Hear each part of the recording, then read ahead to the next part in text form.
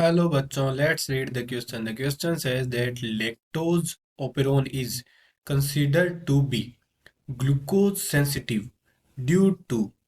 तो हमें प्रश्न में पूछा गया है कि जो लैक्टोज ओपेरोन होता है वो ग्लूकोज सेंसिटिव कंसीडर किया जाता है कि ग्लूकोज के लिए सेंसिटिव होता है। और वो किस प्रकार से सेंसिटिव होता है, किस कारण से होता है, यह हमें प्रश्न में पूछा गया है। तो इसमें चार ऑप्शन दिए गए हैं, ए बी सी डी। ए दे रखा है केटाबोलिक इंडक्शन, बी दे रखा है एलोस्टेरिक इनहिबिशन, सी दे रखा है एनाबॉलिक इनहिबिशन और डी दे रखा है नन ऑफ वो। तो हम देखते हैं कि जो लैक्टोज ओपेरोन होता है या जिसे हम लेक ओपेरोन भी कहते हैं वो ग्लूकोज सेंसिटिव होता है। ग्लूकोज सेंसिटिव होता है अर्थात ग्लूकोज के द्वारा रेगुलेट किया जा सकता है या सेंसिटिव होता है। वो किस कारण होता है? तो वो होता है ग्लूकोज के केटाबोलाइट इंडक्शन के कारण। केटाबोलाइट इंडक्शन क्या होता है? यानी कि जो सेल का अपचयी इंडक्शन होता है वह होता है केटाबोलाइट, उसके कारण जो है ग्लूकोज सेंसिटिव होता है। अब हम देखते हैं वो किस प्रकार से ग्लूकोज सेंसिटिव होता है। तो हम देखते हैं कि सबसे पहले जो ग्लूकोज होता है वो क्या होता है? रेगुलेटर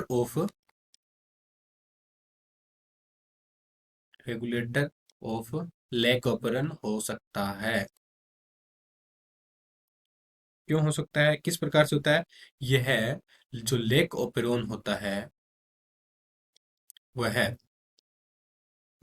जो है रिस्पॉन्ड करता है जो लेवल ऑफ ग्लूकोज के हिसाब से।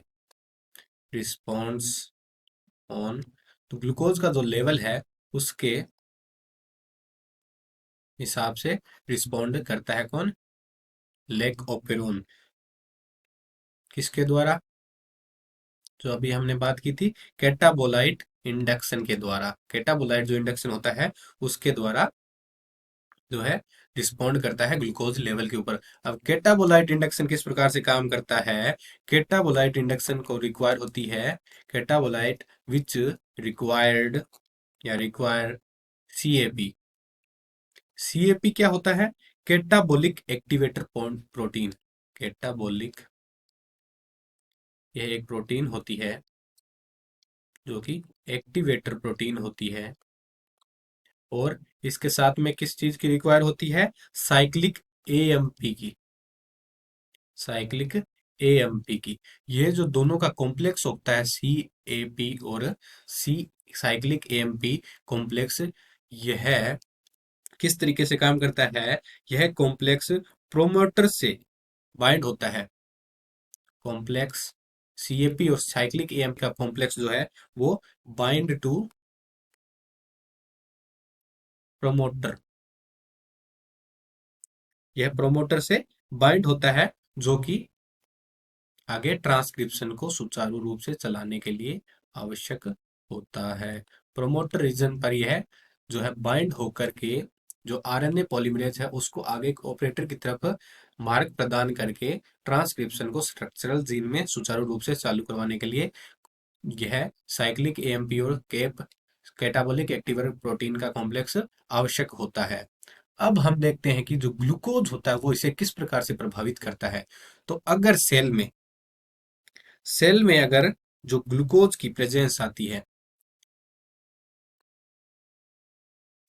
ग्लूकोज प्रेजेंस इन सेल, हम देखते हैं कि ग्लूकोज की प्रेजेंस अगर सेल में है तो उस कारण क्या होता है? यह जो C A M C cyclic AMP है उसकी कंसंट्रेशन जो है कंसंट्रेशन डाउन होने लगती है। तो साइक्लिक एएमपी की कंसंट्रेशन डाउन होगी तो सीएपी और साइक्लिक एएमपी जो कॉम्प्लेक्स था, ये पूरा कॉम्प्लेक्स है, यह भी डाउन होगा। साइक्लिक एएमपी कॉम्प्लेक्स अगर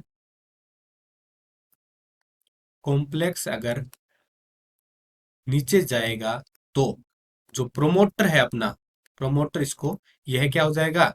इनएक्टिव। इनएक्टिव। अब अगर प्रोमोटर ही हमारा इनएक्टिव हो जाता है तो आगे ट्रांसक्रिप्शन को होगी नहीं, लेक ओपेरॉन टर्न ऑफ हो जाएगा। तो अब ये हम ऊपर लिखते हैं कि जो प्रमोटर है वो इनएक्टिव हो गया। क्यों हुआ इनएक्टिव? क्योंकि जो कॉम्प्लेक्स था उसके लिए रिक्वायर्ड था CAP CAMP कॉम्प्लेक्स, उसकी कंसंट्रेशन घट गई। घट जाने के कारण लेवल डिक्रीज हो गया। घट जाने के कारण वह प्रमोटर से जो है बाइंड नहीं हो पाया। बाइंड नहीं हो पाया तो प्रमोटर इनएक्टिव हो गया। प्रमोटर इनएक्टिव हो गया तो लैक ओपेरॉन, ओपेरॉन शॉर्ट में लिख देते हैं, जो है टर्न्ड ऑफ, बंद हो गया।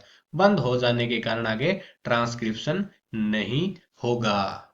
तो इस प्रकार से हम देखते हैं कि यह किस कारण होता है, कैटाबॉलिक एक्टिवेटर प्रोटीन और साइक्लिक AMP के कॉम्प्लेक्स के कारण। और इस कॉम्प्लेक्स का ऊपर किसका प्रभाव पड़ता है? ग्लूकोज की प्रेजेंस का। तो हम देखते हैं कि ग्लूकोज के कैटाबोलाइट इंडक्शन के कारण लेक ओपेरॉन को हम रेगुलेशन कर सकते हैं। तो यही हमारा ए जो आंसर है वो बिल्कुल राइट आंसर है। कैटाबॉलिक इंडक्शन के कारण जो है लेक ओपेरॉन ग्लूकोज के प्रति सेंसिटिव होता है। बी हमें दे रखा है एलोस्टेरिक इनहिबिशन।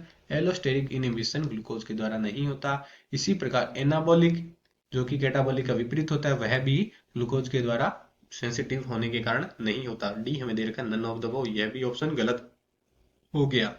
तो हमारा जो राइट ऑप्शन हो जाता है वो ए ऑप्शन हो जाता है, जो कि है कैटाबॉलिक इंडक्शन।